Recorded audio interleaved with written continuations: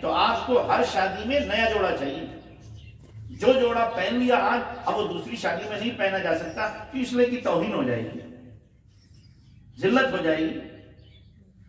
یاد رکھنا، کپڑوں میں عزت نہیں ہے، پیسوں میں عزت نہیں ہے، زیورات میں عزت نہیں ہے، اچھے کھان پان میں عزت نہیں ہے. عزت کا تعلق دین سے ہے، اور عزت اللہ کے خزانے سے آتی ہے. ساری عزتیں اللہ کے پاس ہیں.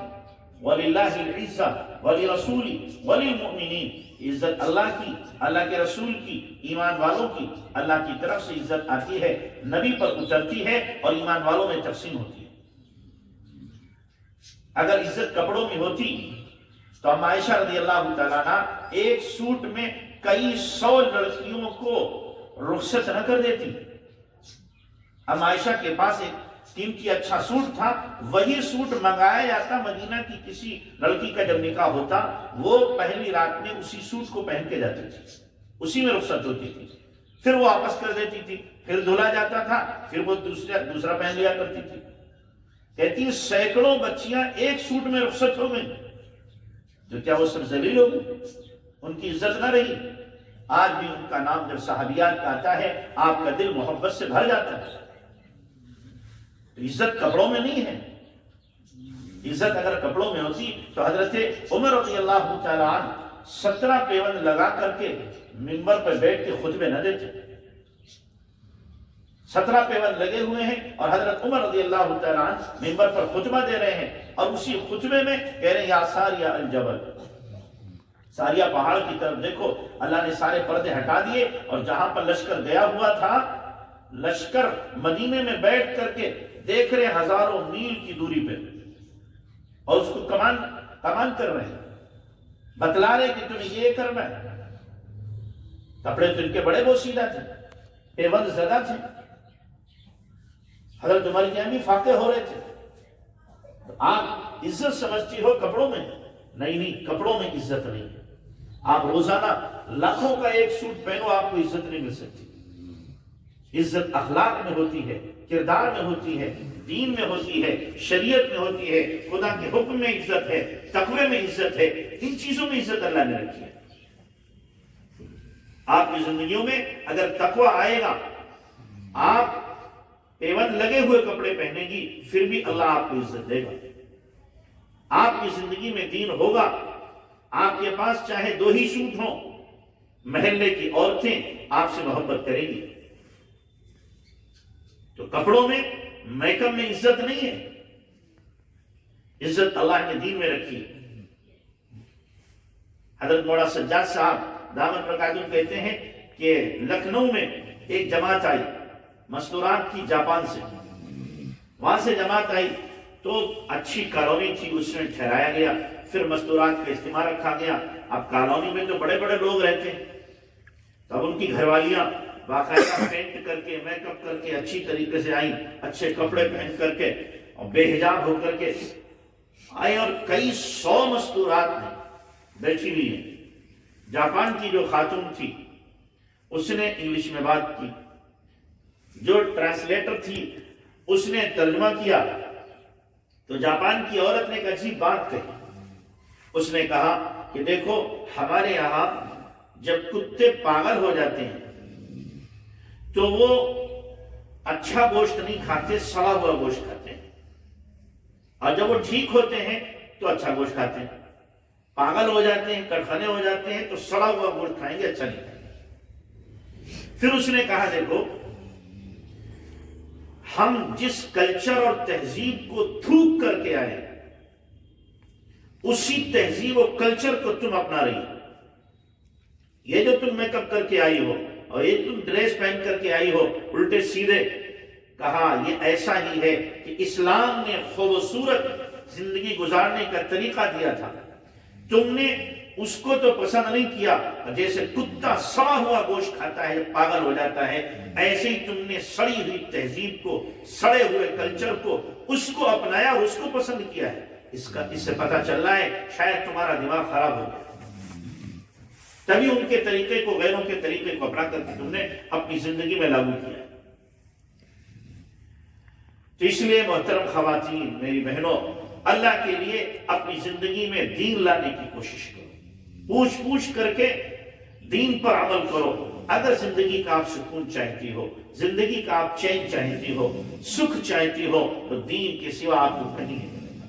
آپ رونا مت رو اپنے شوہر کا میری بات نہیں مانتا، آپ رونا مت رو اپنے باپ کا میری بات نہیں مانتا، آپ رونا مت رو اپنی اولاد کا کہ میری بات نہیں مانتی۔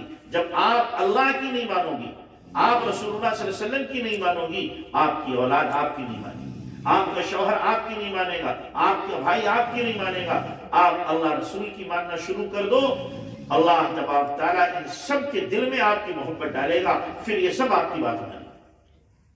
نظام سارا کا سارا اللہ کی طرف سے چلتا ہے، اللہ کی طرف سے چلتا ہے۔ تو اس لیے اس نظام، اللہ کے نظام کو پسند کرو، غیروں کے نظام کو نہیں، غیروں کے طریقے کو نہیں، غیروں کے کلچر کو نہیں۔ اللہ نے جو نظام زندگی اسلام کی شکل میں خوبصورت ہمیں عطا فرمایا ہے، اس کو اپنانے کی کوشش کرو، اور خاص طور سے حیا والی زندگی اپناؤ۔ اپنی بچیوں کی خاص طور سے نگرانی کرو، خاص طور سے نگرانی کرو۔ اپنی بچیوں کو کبھی بھی تنہا مت چھوڑو، کسی حال میں بھی ان کو تنہا مت چھوڑو۔ تنہا اسکول میں ان کو نہ بھیجو، کالجوں میں نہ بھیجو، اور ان اسکولوں میں اپنی بچیوں کو ہرگز نہ پڑھاؤ جہاں پر لڑکے لڑکیوں کی مخلوط تعلیم ہوتی ہے، وہاں ہرگز نہ پڑھاؤ۔ جہاں صرف بچیوں کی تعلیم ہوتی ہے وہاں اپنی بچیوں کو آپ اپنی نگرانی میں بھیجو۔ یہ نہیں کہ تو خود چلی جا، راستے میں بہت سے لفنگے ہیں، بہت سے گنڈے ہیں، بہت سے لچے ہیں، بہت سے بدماش ہیں، وہ آپ کی بچی پر کوئی کمنٹس بھی کر سکتے ہیں، کوئی جملہ بھی بول سکتے ہیں، اور کوئی گندی اور چھچوری حرکت بھی کر سکتے ہیں۔ بچے کی عزت ہماری عزت ہے، اس لیے ان کا احترام کرو، تو اپنے آپ کو بچانے کی کوشش کرو۔ جیسے میں نے شروع میں کہا، جو شادیوں کی رسومات ہیں، میں تو آپ برا نہ مانو، صاف یہ کہوں، آپ خواتین کو تو یہ چاہیے کہ شادیوں میں جانا ہی بند کر دو کہ ہمیں نہیں جانا، ہمیں نہیں شادیوں میں جانا، اس لیے کہ جن شادیوں میں نبی کی سنتوں کا جنازہ نکالا جا رہا ہو، جن شادیوں میں خدا کے حکم کو برسر عام کچلا جا رہا ہو، غیروں کے طریقے کو اپنایا جا رہا ہو، وہ شادیاں کیا اس قابل ہیں کہ ان میں شرکت کی جائے؟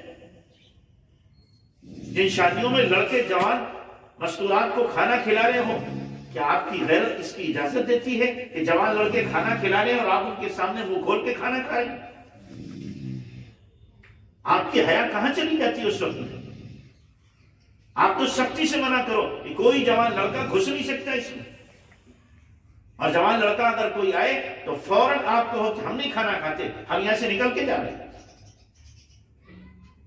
لیکن نہیں، آپ تو گئی اس لیے، بہت سی بچیاں جاتی اس لیے کہ ہمیں اپنے چہرے کی نمائش کرانا ہے، ہمیں دکھانا جا کر کے۔ اس لیے اللہ کے واسطے اپنے اندر حیا پیدا کرنے کی کوشش کرو، حیا پیدا کرنے کی۔ ہماری مرحومہ جو گزر گئی اہلیہ محترمہ 24 سال میں صرف ایک شادی میں مراد آباد میں گئی، 24 سال میں ایک شادی، بہت آتے تھے کام کے بلاوے کی بھی، ایک شادی میں گئی، میں ان کو لے کے گیا، پڑوس کی شادی تھی، آئی واپس اور آ کر کے بہت سخت مجھ پہ ناراض ہوئی کہ دیکھو اللہ کے واسطے آئندہ مجھے کسی شادی میں جانے کو نہیں کہنا۔ میں نے کہا کیا ہوا؟ کہنے لگے میں بھوکی لوٹ کے آئی ہوں۔ میں نے کہا کھانا نہیں تھا؟ یعنی کھانا تھا، جوان لڑکے کھلا رہے تھے، میں کیسے جاتی کھاتی ہوں؟ آپ چہرہ کھول کر کے بھوکی آ گئی ہوں، یعنی کہ آئندہ کبھی بھی مجھ سے کسی شادی میں جانے کو نہیں کہنا۔ 24 سال میں صرف ایک شادی میں لاگل نہیں کی، تو کیا وہ بائیکاٹ ہو گیا ان کا؟ بائیکاٹ ہو گیا ان کا، وہ ذلیل ہو گئی۔ میں نہیں کہہ رہا آپ بالکل نہ جاؤ، لیکن کم سے کم اپنی عزت کا خیال رکھو، اپنی حیا کا خیال رکھو۔ اللہ نے جو آپ کو حیا کی چادر دی ہے، جو اللہ تبارک تعالیٰ نے آپ کو شرم کی چادر دی ہے، اس کا پاس و لحاظ کرو۔ شادیوں میں جایا جاتا ہے، نماز قضا ہو رہی، اس کا ذرہ برابر اہتمام نہیں، اور چھوٹنے کا احساس بھی نہیں ہوتا، احساس بھی نہیں ہوتا کہ نماز ہماری چھوٹ گئی۔ تو اس لیے آپ سے گزارش ہے، آپ سے مؤدبانہ گزارش ہے، رسومات سے اپنے آپ کو جتنی بھی شادیوں میں ہوتی ہیں ان سے بچانے کی کوشش کرو، اپنے آپ کو بچاؤ بدعات سے، رسومات سے، خرافات سے، فضول خرچیوں سے۔ اچھا میں آپ سے پوچھتا ہوں، شادی کے دن، نکاح کے دن یا ولیمے کے دن لڑکی بہو دلہن کو یہ لہنگا چننی پہنایا جاتا ہے اور وہ کم سے کم 15-20 ہزار کا آتا ہے، ورنہ تو 50 ہزار کے، 1 لاکھ کے، 1.5 لاکھ تک کے آ رہے ہیں اور لوگ پہنا رہے ہیں۔ لیکن پوچھتا ہوں کیا یہ لہنگا چننی آپ کے بعد کبھی پہنا جاتا ہے؟ ایک مرتبہ ہی پہنا جائے گا حد سے حد، اس کے بعد اٹھا کے رکھ دی۔ ایک تو وہ بے شرمی کا لباس ہے، سطر اس میں کھلتا ہے، دوسرے یہ کہ فضول خرچی ہے، ایک مرتبہ پہنا گیا، 2 مرتبہ پہنا گیا، اس کے بعد اٹیچی میں یا سین میں رکھ دیا جاتا ہے، دیکھا تو جاتا ہے کھول کے، پھر کبھی پہنا نہیں جاتا۔ کیا فضول خرچی نہیں ہے؟ اس کی جگہ آپ 10 ہزار کا سوٹ بنا لو، میں منع نہیں کرتا، اللہ نے آپ کو وسعت دی ہے، آپ 20 ہزار کا سوٹ پہنو، 50 کا پہنو، کون منع کر رہا ہے؟ وسعت دی آپ اچھے سے اچھا سوٹ پہنو، اپنے شوہر کے لیے اچھے سے اچھا سوٹ پہن کر کے، اچھے سے اچھا زیور پہن کر کے اپنے شوہر کو زینت دکھاؤ، کون منع کرتا ہے؟ لیکن ایک مرتبہ صرف پہنا جا رہا ہے، اس کے بعد اٹھا کے رکھ دیا جاتا ہے، یہ فضول خرچی ہے، اس کا حساب اللہ کو دینا پڑے گا۔ فضول خرچی۔ آپ اپنے گھر کے مردوں کو منع کرو، یعنی اس سوٹ کی ضرورت نہیں ہے۔ آپ کی بچی کا اگر کہیں عقد ہو تو لڑکے والوں کو منع کرو، یہ سوٹ نہیں پہنا جائے گا، لہنگا چننی، ہاں دوسرا قیمتی سوٹ لے آؤ، دوسرا لباس لے آؤ، پہنایا جائے، تاکہ بچی اس کو 10-20 مرتبہ پہن تو سکے، اس کپڑے کا حق تو ادا کر سکے۔ یوں ہی اٹھا کے رکھ دیا جاتا، پھر پہنے نہیں جاتا اسے، مہنگے سے مہنگا کپڑا ضائع ہو جاتا ہے، برباد ہو جاتا ہے۔ اس لیے آپ سے گزارش ہے کہ اپنے آپ کو اس قسم کی فضولیات سے اور رسومات سے مکمل طور پر بچاؤ، میرے کہنے کی وجہ سے نہیں بلکہ اللہ کو راضی کرنے کے لیے، نبی صلی اللہ علیہ وسلم کو راضی کرنے کے لیے میں تو کہنے کو کہہ رہا ہوں، لیکن حقیقت میں آپ کے سامنے یہ ہو کہ جن چیزوں سے میرا اللہ ناراض ہوگا مجھے اسے چھوڑنا ہے، جن چیزوں سے میرے نبی صلی اللہ علیہ وسلم کو تکلیف ہوگی مجھے انہیں چھوڑ دینا ہے، مجھے تو وہ کرنا ہے جن سے میرا اللہ راضی ہو، مجھے تو وہ کرنا ہے جن سے میرے نبی راضی ہو، باقی ساری چیزوں کو مجھے یکسر چھوڑ دینا ہے۔ اللہ عمل کی ہمیں بھی توفیق عطا فرمائے، آپ کو بھی توفیق عطا فرمائے۔